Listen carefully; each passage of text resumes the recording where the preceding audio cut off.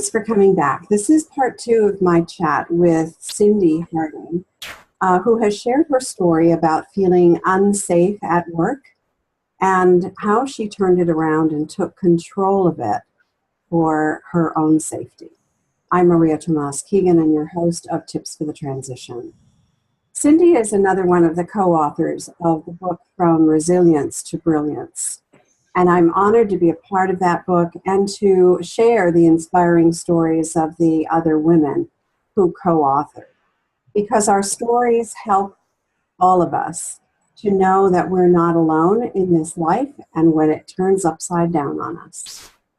So thanks, Cyndee, for sharing your story and for some of the techniques you shared that you used to take control of your feeling of safety. But now I want to dig a little bit deeper into the emotions that came along with that you were feeling at the time when you were feeling unsafe, and how did you recognize the need to make changes? Thank you so much for continuing our conversation. Talking about the emotion could possibly be emotional, so just bear with me. I have been married for almost 35 years, and my husband is always with me, usually. So I always have turned to him if I'm feeling unsafe. And it was a stark realization when I was sitting in my office by myself, no other person in there, that I, all of a sudden, was responsible for my own safety. I didn't have him to turn to say, hey, something seems weird over there. I realized that I really was my own first responder. Like, I had to come up with what I was going to do. And it was just a stark realization. I can't really explain it other than it was one of those moments when you're like, oh my goodness. And I realized how much I had relied on him and my sons. I have 2 grown sons. And when we're out and about, if I have to step off the curb into the street, one of the 3 is going to take my hand while I step down. Partially because I'm pretty clumsy, but also it's just part of who they are, and that's what they do. But it just made me realize that I always relied on them, that I didn't rely on myself. And so I felt compelled to start to learn how to do it, what to do, what to look for. And so I kind of transitioned between being very afraid and feeling unsure to feeling more empowered. I knew what to do. As I studied and got certifications and learned different techniques and tips and ways to be safe, it made me feel like I can do it. I have the knowledge. When something happens, we have 2 responses, fight or flight, but really there's a third, and that third one is freeze. And that's what most people do.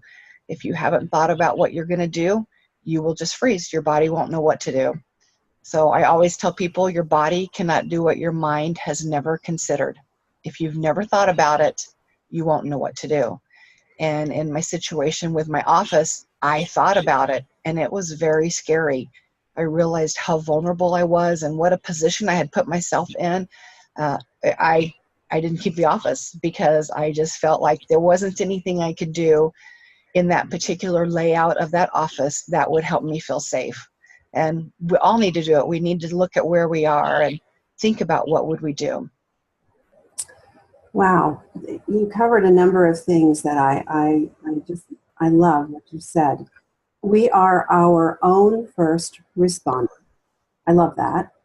And we rely so often, especially as women, on the men that we surround ourselves with, our spouses, our children, our male friends, and we think that somebody's going to come to our aid. So I love that. We are our own first responders. The second thing I loved was when you said, our mind cannot, what was it? Our mind cannot. Your body cannot do what your mind has never considered it. If you've never thought about it, you will freeze. All right. Your body cannot do what your mind has not considered. That's brilliant. That's brilliant because it encapsulates why.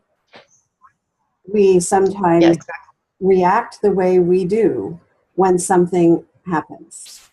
So I had an incident happen to me when I was living in New York City, and I froze. It was not a fun day for me. I did freeze because I had never considered it. So yeah, that's brilliant.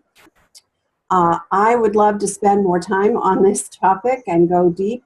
Thankfully, you go deeper into this in your chapter. So I would love to just ask our viewers to go get that book, From Resilience to Brilliance. And as usual, we save the best for last in my wrap-up segment with Cyndee.